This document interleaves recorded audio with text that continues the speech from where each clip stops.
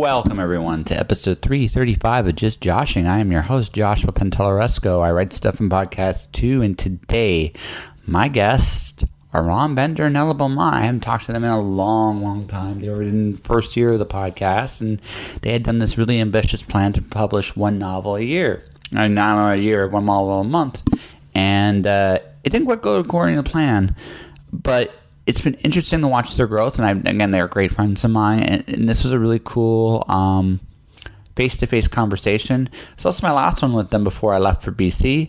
It was fun, though. It really was a lot of fun, and I appreciated their time. So Ella and Ron, thanks for coming on my show. You're welcome anytime. Beyond that, yeah, I'm just counting down the days. I'm slowly going crazy, but I'm just counting down the days. Like I said, I made some decisions, and I've been slowly gearing myself towards them. It's been a lot of fun doing what I've been doing. Things have been working out, and I'm really happy for that. But anyways, I digress. Let's get to that conversation now, shall we? This episode of Just Joshing is sponsored by Indie Imprint. Indie Imprint supports creators by creators. Whether you are writing a book or creating a video game, Indie Imprint works with its clients to produce, edit, and present their projects to the world. For more information, check out their website at www.indieimprint.com. There we are. We are live. This is brand new for me. This is my Zoom microphone, right? And currently, we are in a booth, eerily similar to the last time we were in a booth. Last time was in a bar, though. Yeah, we're in an udon place this time, so it can't be quite as as X-rated as it was last time. Yeah, I'm gonna keep my pants on. There's a floor-to-ceiling window here. Yeah, you don't want the whole world. You don't want the whole world to see, right?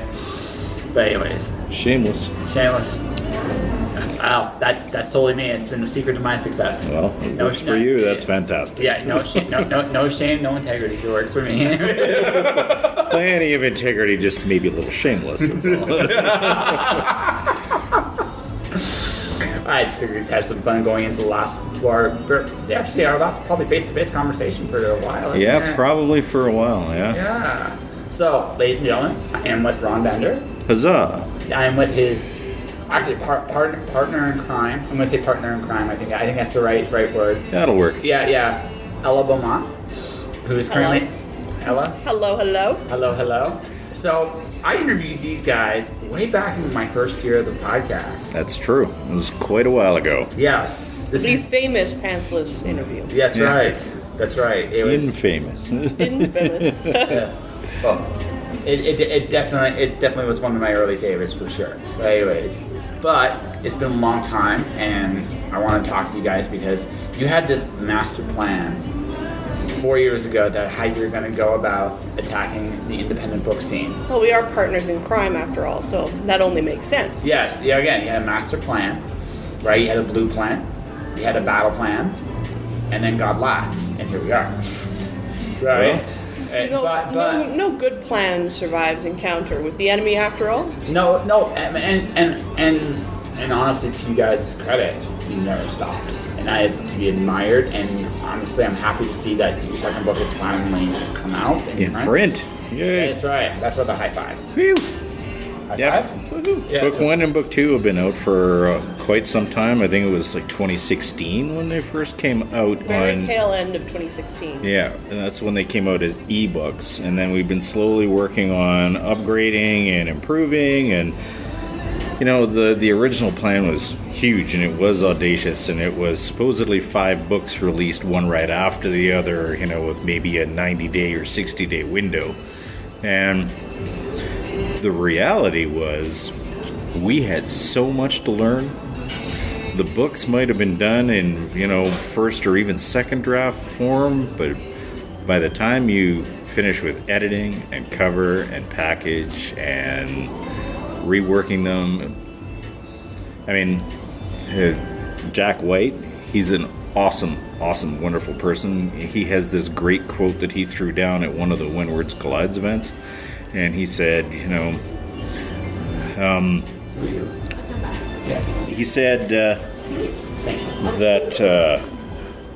Sorry. No, it's okay. No, it's okay. Server. He said, it's never finished, it's only published. And we took that to heart. Only sort of, because once it was published in ebook, it wasn't finished at that point. Yeah, well, the book will be finished when we put it in print, and then it becomes canon, and the file never gets changed, aside from when someone gets in touch with us.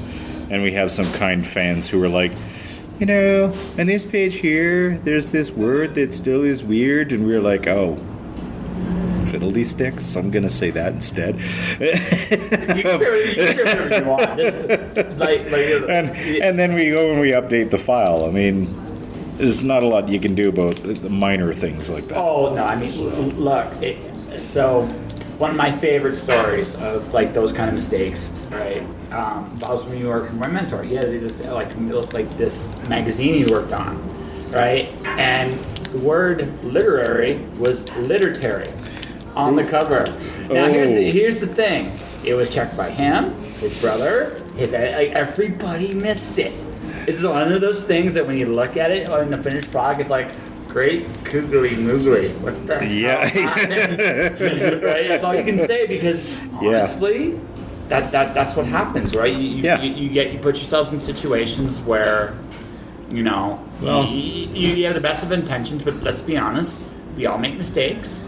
Heck, even like published editions, I still have Wheel of Time books, and I see those errors, like those first runs. They're because again, they're rushed to come out. Everybody wants the next book out. So what happens is it stares you in the face when you're done with it. Yes, and you're like, I can't undo that. Except in the ebook world, you can undo that. That's the one nice thing about ebook and Amazon. Ella would know more about that because she's the ones that always makes the changes for us. But one very big problem, though, is that with ebooks, it literally is never done. And for someone who's an endless tinkerer like me, at some point you have to just cut it off and say, yeah, this is done, this is finished, we're moving forward. So print allowed us to get to that point, because before that it really wasn't finished. Yeah. So I'm going to ask this question. Sure. So with the perfectionism, because I do know you somewhat. I could just imagine this, right?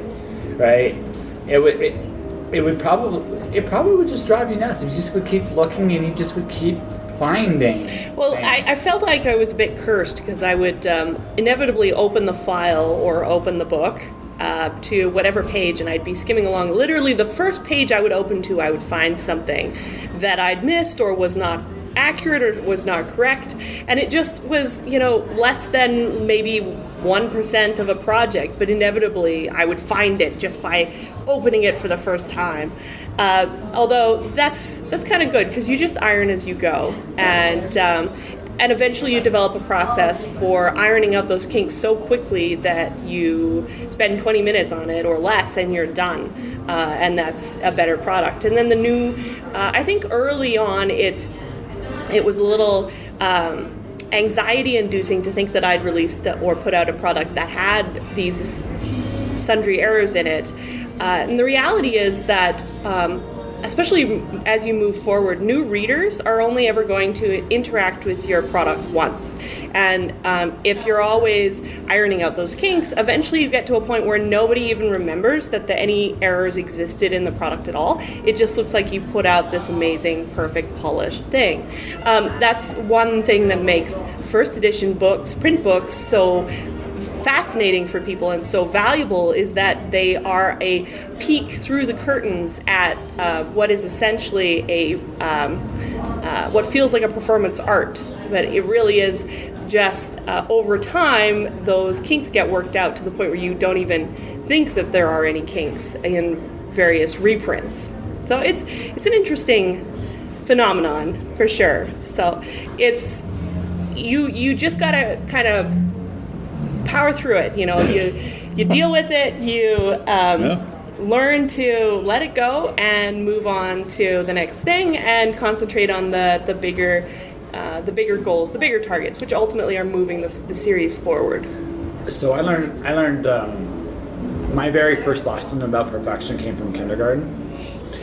So he's laughing. He doesn't even know what it is. But you learned everything you need to know in life in kindergarten. Pretty right? much. So my very first art assignment was take a marble, you dip it in paint, and you roll it in this box. Now the thing about that was, right, no matter what it looked like at the end, it always looked pretty, but it was almost random, like chaos, a mess. It taught me. I go back to that lesson actually whenever I create something, because I realized that one of the best things about that whole process is it allows you to make a mess. And I think that's a very important part of the creative process, is you gotta give yourself permission to go, this can be poop. All of the poop. Yep. Right? And that's draft one, man. That's right. Yeah, absolutely. No, that's absolutely. But even in a draft run, it's really tempting to rewrite, right? It's really tempting because sometimes you just know it. You're putting this down, it's like, this part is complete garbage. And you just know it. What I've had to learn how to do in the last little bit is just keep plowing through it. Because I know when I go to edit this, there's a whole bunch of this that will not ever see the light of day. Yeah. Right? For sure. Right. And that's right. But then as I progress and refine to the best of my abilities, and then I go to people I trust and they refine and do the best of their abilities. There comes a point where I just realize that it's no longer about perfect. It's like, is this book better than the last one I did? Yeah. Right. Well, and that's what I kind of worry about more than them actually being perfect. Yeah. For us, we looked at the initial plan when we revisited it and said there is no way in heck we're going to be able to do this. We can't pull this off. We said to ourselves, well, instead of having fast release with a series that is just okay, that we were going to try and put out the best product that we could. Yeah, we had a very huge shift early on. Yeah. So initially the strategy was to put out minimum viable product quickly enough to gain a presence on the market space. But the reality is, in the industry, that turnaround time shortens and has shortened drastically in the last 2 years, to the point where unless you're producing a book a month, you're not actually competing on the same space. So at that point, we were looking at it going, okay, well, we managed to do a very short turnaround time for book 1 and book 2 in ebook, and almost killed ourselves in the process, and looked at our finished product and went, okay, well, can the series stand on these legs? Are these foundations strong enough? And the reality was, no, not really. The other reality about the self-publishing industry is that it's shifting more in the direction of competing against the traditional Big Five publishing. So that means cover quality is important more than ever before, but it's also more readily available for the average self-publisher. You can find good services that will do excellent covers for smaller amounts than there were in the past. So maybe like $100, you're looking at actually a decent cover. And then you look at all of those things, you can't really compete if your product is subpar, because there's so many other people who are actually competing and upping their game at the same time. So when we looked at that, we decided to do a complete 180 on our strategy and build that foundation, that strong base first, before we could move on to the other parts of the series.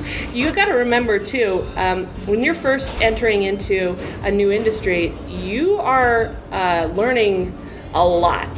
So that growth is very steep initially, and our plan still being 10 plus books for this one series. If our book 1 isn't strong enough to gain an audience, then why were we wasting time on the other books in the series? At that point, we'd be better off just closing the series early on a shorter number of books, and then retargeting our direction to a couple of new series, so that what we could do would be to just constantly produce a book that was better than the last book and leave the last book behind. So it was definitely a considered direction change for us. So it sounds to me like it's no longer about competing. It's about establishing your own territory. You plant the flag of, here is Ron Bender. Hey, these are his books, and they are awesome. That is correct, yeah. Well, and we're possibly looking made of cheese. Yeah, well, and possibly, yes. Could be. Could be, right? Yeah, we're looking more at rather than coming out and just sort of trying to even dominate a niche or anything like that. We're looking at a legacy. We're just looking at putting stuff out that people enjoy. Yeah, just getting that reaction, that positive reaction from And our readers. sales are still increasing, which is, we're like 3 years in.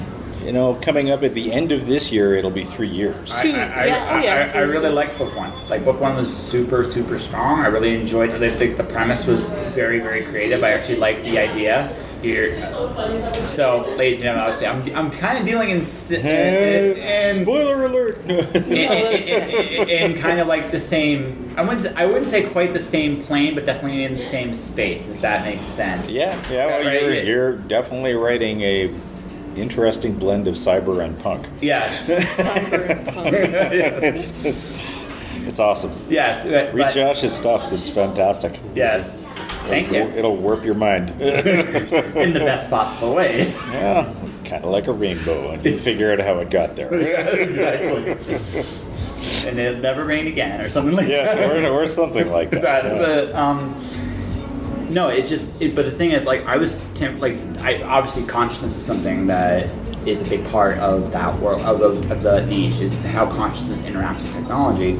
And I thought your idea was actually incredibly interesting, right? And I was like, that is really cool. I thought that the story was very sound, and your female protagonist is a very interesting shopaholic. Yeah, well, that's what happens, at least in this environment, with that character having a fragmented personality. Yeah, that'd be sure. great. Thank you. No, I can come by and pay for it in a few minutes. Yeah.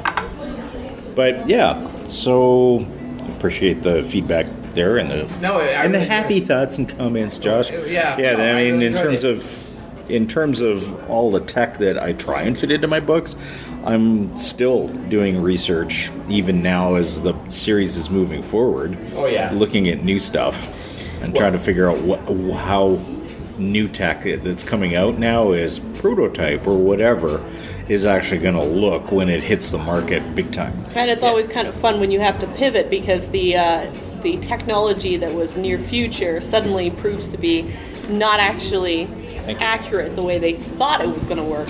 Well, actually, I think like a television still like Star Trek, right? Yeah. I have a tricorder that counts as a cell phone. Yeah. Right? Yeah. It's a tricorder. Let's be honest here. The only thing we don't have at this point is warp drive and transportation, and they're working on transportation right now. Yeah, well, I guess they're up to like a couple of... A couple molecules now? Yeah, a couple which is kind of crazy. Yeah. No, that's amazing. She can move information from one space to the other like that, even if it's just a molecule. It's like that's mind-boggling. But I mean, that's where we're at. So imagine what Star Trek would have been like if it came out today. Yeah. Like, it would have been such a different concept of what the future would have been. Would you want a receipt? Or would it be that different, since we seem to be inventing all the things that Star Trek Yeah, but what came imagine. first, the chicken or the egg, right? Yeah. Wonderful, thank you so much. Well, that's just it. I mean, some technology is invented because I know this. Some military guy watches it in a movie and goes, "I want that. That's cool." Right. Yeah. Right. But some of it is being made and then suddenly is imagined before it's released. It's an amazing interaction of how the unconscious works with mankind, like unconscious or whatever you want to call that. Yeah, it's like a Jungian web. Yeah. You know, everybody's connected and there's only X number of people that pull on the web, but then one guy tugs on the web on one side of the planet and someone else does exactly the same thing without maybe not even realizing that they've come onto this idea. And it's amazing. Like that. Then that's an interesting thing, and that's a phenomenon I'm going to be exploring in my series a little bit, right? Because it's just interesting. Like, where do ideas come from? Like, it's an interesting idea, right? And not in a like the question, where do you get your ideas, man? It's like no. Like, what? How are we accessing this? Whatever this is, we're accessing that. It's interesting. Well, the philosophy of thinking. Yes. Go figure. There's a nice endless feedback loop in there somewhere, I'm sure. Yeah. Well, like I said, I won't spoil book 3. Let's just say I won't spoil it. It's funny how they do it. Well, It'll be funny how you do it. That I can guarantee. Awesome. Yeah. Well, again, we're approaching it differently. You're definitely like more, I guess, more serious. Absolutely. I'm trying. We're sort of other ends of spectrum when it comes to My tone's more Disney, and I'm okay with that. Please, dear God, let Disney not hear this. Actually, no, Disney hear this. Hire me because Disney can hear this. Hire me. Why not? Sure. You and Snitch, pay me. Awesome. Hey, listen, you might as well go big or go home. That's how I look at it. Right? And it's working for you. That's fantastic. Yeah. But I mean, going like with your stuff, like you're definitely more. I would say almost in some ways it's almost like the first book read like almost a traditional science fiction book. It's almost like it had a very old school approach to it. Yeah. Even though it definitely dealt with some like cool ideas and concepts. So the question is asking, because you guys are working together, like we're talking about chicken and the egg, of the ideas, like how much of you, actually we'll talk about Ally first, is in that story. I mean, it's obviously his ideas, but you're definitely a part of how this collaboration how it goes. So often I collaborate in some picking of plot direction, but for the most part, that's it. That and editorial framework, fleshing out scenes. If there's a scene, if it's got a expositional section in it that really needs to come across, but not be just a flat-out exposition dump, I'll often step in at that point and figure out a way to properly weave that into the story so that you don't lose out on pace and tension. Yes. So you're more like the structure. This is how the structure Absolutely, needs to be. But so you're the one that throws all the ideas on the wall, man. Yeah. And I'm going to play all my cards in one hand here. This particular series is based off of a role-playing world that I've been playing since about 1989. And yeah, so the environment's incredibly well fleshed out. All of the characters that are in the books are all based off of non-player characters that I've developed. And basically what I've done is I've upgraded the tech to reflect more current technology as opposed to staying when the game came out, and then pushing it through with my own story arcs. Okay. I can imagine. Yeah, I'm not a really, and people always look at me kind of snake-eyed when I say I'm not really a big reader, but I am a huge gamer. But yeah, I don't think that's really that much. Like, first off, I'm not going to name the RPG. I have a theory which one it is. Yeah. But RPGs are incredibly laid out worlds, and the thing is, what you were doing in a lot of ways, you were practicing. Yeah. Because you were telling stories. Especially if you're a GM, right? You are, although your players definitely decide certain directions with your story. Oh yeah. No game ever survives contact with the players. No. Doesn't matter. No. Sensing a theme there? Well, yeah, exactly. Like, the first action creates reactions never anticipated. Yeah. But that all said, right? You're still telling stories. Like you're still telling stories, and what you're doing, in one way, it makes you sharper because you're essentially doing improv. Is what you're doing, especially for RPGs, right? It's improv. It's quite funny because if Ron is having a bit of writer's block or a brain block, he can't figure out how to progress in a scene, I sit him down and I go, just game it. And he goes, oh yeah, okay. Yeah. Problem solved. I'm actually gaming my YA novel, The Race Inside a Star. I'm actually gaming that part. Nice. Of the story. It's a good way to go. Yeah, I know what the end has to be. Yeah. But the cool, I learned this doing like live like especially when I do like the Dr. Seuss stuff at Wonders Collide. Yeah. Right. Okay. Right. A little bit of chaos makes it real. Yeah. And that's actually something I learned. That's a very valuable lesson. I think when you listen to a show, if you listen to a podcast, if you listen to a story, if it's too structured, people can feel it, like, right? Well, I mean, it's like the Matrix. We've tried this with you people 3 times before, you wouldn't believe it each time. So it's same thing. If it's too perfect, it doesn't sit right. Well, no, it just doesn't. It doesn't feel real because it just doesn't feel real. And so when you add those little bits of chaos to it, right, and it doesn't have to be big stuff, just little things, right? Like maybe when I do the RPG, maybe her oxygen goes out a little earlier than planned. Yeah. Right. Yeah. Right. I'm not saying That'll that's work. That's what's gonna happen. But no, and I'm saying because I don't know, but I mean, like just for example, right? Like real problems come out of nowhere, and you don't expect them to. Yep.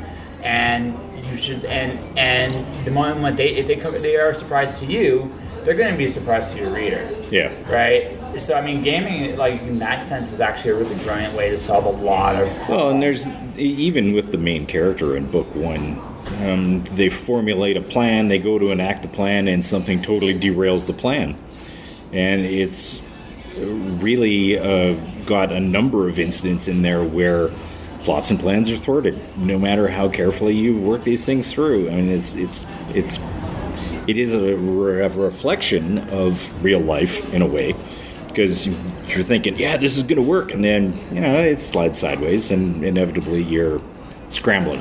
Yes. So. Well, that's life, though. I mean, yeah. I mean, that's. Again, I didn't want to write a book where the characters sit around and come up with a plan and act the plan, and the plan goes perfectly, because who the heck wants to read that? I don't even want to see that. Yeah, see, so it's I don't. No, I'm not going to do that. Why am I going to do that, right? Well, yeah, I mean, I would rather, be surprised. I mean, and that's the best part of a storytelling. Like, storytelling is about creating an experience that's memorable. And if you can do that, and it can be a game, it can be a novel, it can be whatever the case may be. I agree. If you create an experience that is memorable, people will gravitate back towards that world, that character, that you. Yeah, what you want to write, at least in terms of writing, is you want to create something that people find memorable. You don't want to be there was this book. I can't remember what it was, but it had like a blue cover, and you're like, oh, great, right? Oh, you're like, yes, my dream has come true. I'm in the file. No, I mean, I want, like, for me, I want, iRobot. I want Foundation. I want Nine Princes in Amber. I want those books that really, really grabbed me when I read them. Right. I want to create that for my audience, whoever that may be. And I mean, I think every author should have that goal. Yeah, it's tough to create modern classics, that's for sure. So, that doesn't mean I'm not going to try. I actually think we underestimate ourselves that way a little bit. I think one of the things I think as a culture, we are smarter by and large than we were in the past, right? I can get behind that. Right?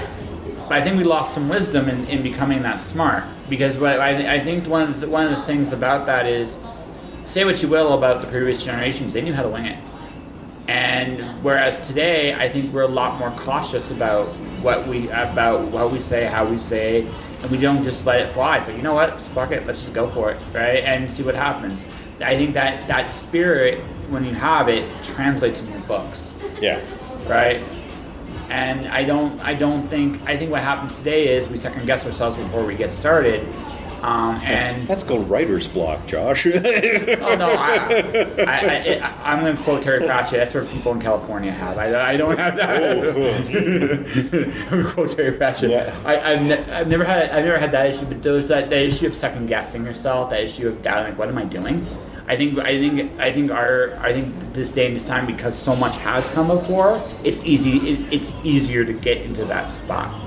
Does that make sense? Yeah, no, that makes sense. Yeah. Yeah, I can see aspects of that for sure. Yeah. So you've gotten silent all of a sudden. So let's ask. So perfection, progression. You've been evolving in that. So more about progression than perfection. Yep. Ish. Somewhat. I balance my need for perfection against an understanding that where I really want to go, ultimately, with this series and with this journey in self-publishing, is the upper echelons, and I learned early that the difference.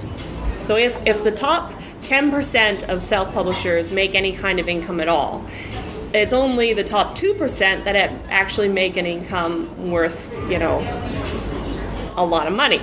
So the difference between the top 2 percentile and the top 3% is a very small fractions of differences, because that's how else do you differentiate when you get to so small, like when you're talking fractions that are so tiny. So understanding that was a reality for me, it became a journey of learning what was a perfectionistic tendency that I needed to pursue in order to learn the tools necessary in order to go, okay, now that, I've reached this level, this is the level that it needs to be at, and then at that point, stop being anxious, stop worrying about it, and then move on to the next thing, and then perfect that thing, and then move on to the next thing. So it was, still perfectionism, but with a growth mindset, ultimately. You're oddly terrifying, you know that? I'd say driven and focused. The thing I've always admired about you is you go for it. I've always been a fan of you personally for that, is just you go out there, and it's a very quiet confidence inside you that you believe that you can do it, and I've always admired that about you. And thank you. Yeah. Because it's just, I watch you and I've seen your evolution from when you were with Edge to now, and you seem more comfortable now. Yes, absolutely. I think those first couple of years with Edge, I was just at the cusp of learning what I was worth and learning all of the things that I didn't know, which is a very uncomfortable position, because you're going out into the world and you're saying, here I am and pay me. And then the other reality is, oh shit, I really don't know how to do this. And there's that moment where you start to really question whether or not, if you're just a shell with nothing inside, So you're just sort of faking it to make it. Your imposter syndrome. Yes, absolutely. Yes. But then at that point, you have to move into mastering those small things and then improving on what you already know, so that you are competing against yourself primarily to reach that ultimate end goal. And the more experience you get under your belt, the more you refine and finesse the things that you can do, the more confident you are in them. And then you don't actually need to feel like you're an imposter or that you're walking around in a shell anymore, because it becomes reality. So I had 2 imposter moments last year when I was a finalist for the Aurora, and when I won it. Right? So I asked myself 2 questions, and this is how I overcame my imposter syndrome, because I learned that both triumph and tragedy are they're both imposters, right? Triumph is the one. The tragedy imposter usually means that when you get knocked on your butt, it tries to make you stay down there. Whereas triumph goes, you don't belong here. Right? Whereas tragedy goes, you do. That's the difference. Right? That's the difference between they're the imposter brothers, right? Right? And opposite sides of the same coin. Yeah, exactly. Okay, when do those come and feature in your books?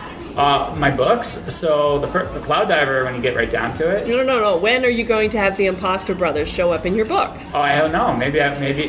They're great characters. Yes. Maybe. the good angel and bad angel who just flips a coin and then is one way or the other. I'm just gonna give you 2 words for book 3. Quantum prison. We'll leave it at that. We'll leave it at that. Okay. Sounds like fun. Yes, that's where we're gonna leave it. So, but I've asked myself 2 questions. How did I get here? Mm-hmm. Right. What qualities did I possess that got me to this far? Second one is 2-parter. What qualities do I have that could get in my way of coming back here? Which is one of the big reasons I'm going on this Odyssey I'm going on, actually. But the other one is, what do I do so well that people will ignore my mistakes? Right? With you, it's always been the latter. Whatever mistakes you are going to make are going to be very small, right? You might make the odd blunder here and there, but you will always bounce back. As long as you have that focus and that drive, you will always bounce back, and people will root for you regardless. Mm-hmm. And that's my hope for you, is that you never lose it, because when you do succeed one day, and you will succeed to your probably beyond your wildest dreams, right? It'll be because you kept that drive and kept that focus, definitely through some really, really tough times. Absolutely. Yeah. In fact, if you look at the this epic and audacious plan that has seemingly crumbled around our ears, it's actually not. Has it? It's No. that's No, I didn't think so. No. That's Not at all.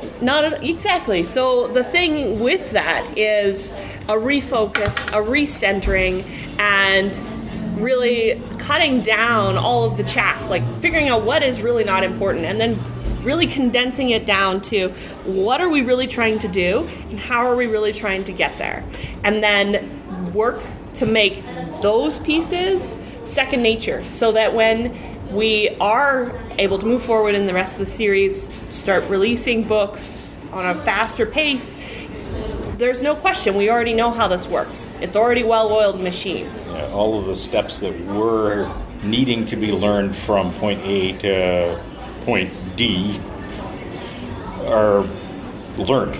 So now it's just internalizing them, and then when you step out, you go first draft, finished project, and you just bypass all the rest. Yes. And that's what we're aiming for. So I asked her about how she's evolved.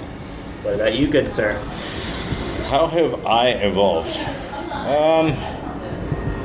Well, I know that the more you write, the more you learn. Yes, that is so true. And for a while there, I was only writing infrequently, but when I would come back to it every time, my writing has improved. It takes less effort for me to get to what I want, instead of having to rehash it and rehash it and rehash it. The other thing is to remember my roots, and if I run into a problem, just role play it in my head. Just game it, and it's so much easier. So for you, just get out of the hell. Just get the hell. out of your way. Yeah, you were right. Yeah. Stay out of my own way and just do what I need to do. Yeah. That's all it is. Yeah. So. Although if he does that purely, like he did Yeah. in the beginning, then I get to come in and restructure the whole thing at the end. Yeah. So. So a nice middle ground there is good. A little bit actually knowing how the bricks and mortar work. Yes. Yeah. Well, see, I keep telling people that if book 2 were my first book, I probably would never be an author. Because book 2 actually, in the sequence of writing it, was book 5. And I thought I knew what I was doing. And that was just a nightmare, because a little bit of knowledge is a dangerous thing. Yeah, absolutely. So it took forever to finally get book 2 to the point where we could be like, oh dear God, thank you, it's in print. Yeah, keep in mind though, this was even before we released it in ebook. Yeah. No, I remember the White Club set. I hear just the Right Club stuff you guys are talking about. It's like, I was listening, and I'm listening, I'm asking in my head, what's going on? Yeah, what is going on? Yeah, well, I mean, there's... I'm sure you were asking yourself that question sometimes. Yeah. Well, I mean, we did get book 2 sorted. I think it's a pretty damn good book. We know book 3 is the first book in the actual series of that is a major arc book. The first 2 were introducing characters. Book 3, while continuing to introduce characters in different points of view, deals with the overarching issues that all of the characters are going to have to come to face with. And the revision on that was seemingly minor, but there was a lot of extra content that needed to come in, and thankfully my writing had improved enough that I could just drop it in there. Yeah, basically I'd be reading his whatever finished draft at that point, and I'd make a note where it'd be like, okay, well, given chapter 25, we need a scene in here that does XYZ, and I'd hand that note to Ron, and Ron would, like an hour later, hand me back this fully fledged scene, and all I'd have to do is copy, edit it, polish it up, maybe like change a couple of paragraphs, and it'd be done. Stamp it with a rubber stamp and on to the next one. So we have a process. Well, that's good. That's So yeah, important. we've evolved. We have a process. Before, my pants were on fire, and I was just writing like no tomorrow. Yes. But now you're like, I know what. Now it's like I have a direction, and I know kind of what I'm doing. Yeah. Right. I never make this mistake with my books. Say I know what I'm doing. No. That's when Well, I like go. That's when I go down. That leads to folly and foolishness. Yeah, well, like I said, man, a little bit of knowledge is a dangerous thing. So, I'm good at this. I know what I'm doing. You don't know jack squat, buddy. There's tears and there's Oh, yeah. I'm a writer, I swear. Yeah, tears of inseparable sadness, thanks. And then you're like, I will never say these things again. Ever. Yeah. Right? Well, maybe in another 20 years when I've got like a whole pile of books behind me, I can say, I will never make that kind of mistake again. And then I'll have to be really careful. I will never make that. No, At that point, you're just going like this. Yeah, zipper, your Zip- lips zip- closed. Right? Mistakes are human nature, and you're gonna make them. Just suck it up, sunshine. Get over your big bad self. Fix the problem. Move on. Yep. Exactly. That's kind of that's Yeah. life, really. Yeah. Right. And or if you can't fix it, deal with the consequences. And Yeah. that's it. Be an adult. That's it. Yep. Agreed. Yep. So, Ron. Yes. I think we have an interview here. What do you think? I think it's good. Yep. Okay. So I'd say actually. Or there's you've got last one more question one last for me. thing. No, Actually, for both of you. for both of us. Okay. So, book 3. Book yes, 3. book 3. So, is it out? No, No. book 3 is not out. Book 3 is basically in a final editorial phase. There has been some changes to the last chapter and the epilogue to make it fit completely with canon as the print books for book 1 and book 2. We're hoping to have it out, I'd like to say before the end of the year, but I expect it's probably going to be closer to January, Yeah. February, realistically. January, yeah. Okay. That's that's the where we're at. projection, yeah. Okay. That's so, but better. Right? Yeah. It sounds like it. I know this leads to the final question. I find with independent publishing, it's more about being consistent than about how many books you plug at once. Now, granted, Yeah. don't get me wrong, that burst is nice sometimes. And yes, you have the ability to do it. But the reality of the situation is, most of us that becomes even if you're really, really good at this, there's a point of unsustainability with it. Yeah. And you have to at some point go, okay, I just did 6 books in a row. If I do this again, I'll die. Right. If I do this again, so I don't want to do this again. How can I make the best book? And do you worry? Which leads to this: are you going to consistently have release months, or are you just going to worry about when they come out? We're at this point, we haven't given that a lot of thought, and I know that sounds terrible. No? I would like to say that we're going to pick dates in the future and make sure we hit them as hard dates and say this is when that book is due. But the reality is that, you need a roof over your head, the laundry needs to get done, and you're sometimes the writing isn't as big a priority as you'd like to make it. Yeah, food and money and Yeah. I mean, it's the triumvirate. It's the Chinese food menu of life. You can go fast, you can go good, or you can go cheap. Pick 2. And that's it. So given that we're not spending a lot on the budget, which means that we're opting that it's going to be inexpensive. Meaning, I'm doing all of the work. Yeah. He's doing all of the If we want writing. it to be good, therefore it's going to take time. Fair and enough. that's just how that's going to roll. and that's fair. I just figured I'd ask that question. Yeah, no, and that's good. I'd like to say the end of December, but I know it's probably going to be like January, February. which is realistically. totally So, fine. yeah. So I guess The goal ultimately, though, is to get into a 2 to 3 books a year production cycle. So a lot of That this feels about last right. year, Yeah, that feels about right. last year was learning what we needed to learn in order to actually master that production cycle, Yeah. so that we are confident that we can actually get these books out when we say we're going to get them out. Yeah. I'm about to go through that myself. Yes. Yes, you're gonna have fun. Oh well, I'm almost there. And Just keep your pants on. I make no promises I can't keep. Nice. I make no Nice. promises I can't keep. Oh, that's terrible. It's honest. You're great, but I think Ron, Ella, I think we have an interview here. Do you think so? I think so too. So I think what we'll do is this: promote your, because this will probably air before the next. Actually, I'm fairly certain that this will air before your next book's out, right? And probably by a bit of a margin. So why don't we promote the second book? Okay. And also where people can find you, and we'll call ourselves a happy interview. Okay. You can find both Book 1 and Book 2, Book 2 Streets of Fire, under Ron Bender, Cyberpunk, on Amazon. Everything is there. What about the series? Oh, The big thing that we're working towards. the big series. Okay. The master plan. The master Since we plan. are partners in crime, after all. Well, then you handle that end. I'm just going to sit and write. Ron Bender writes a cyberpunk science fiction series called New White Sands City Cyberpunk. Book 1 and 2 can be found on Amazon. Book 1 is called Streets of... No. Oh my god. Edit. No. That's staying in there. No plan survives contact with the enemy. Yeah, the enemy is this microphone that he keeps waving around.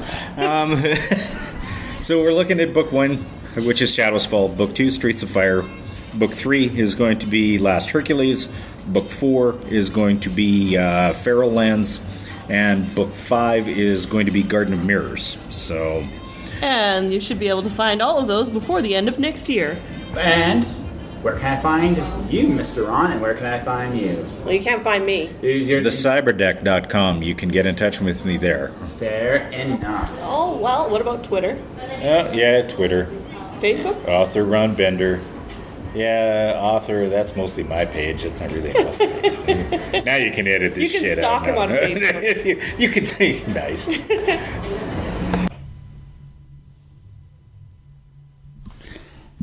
And that was my conversation with Ron Bender and Ella Beaumont. Right now, Jimmy the Slide is their next release,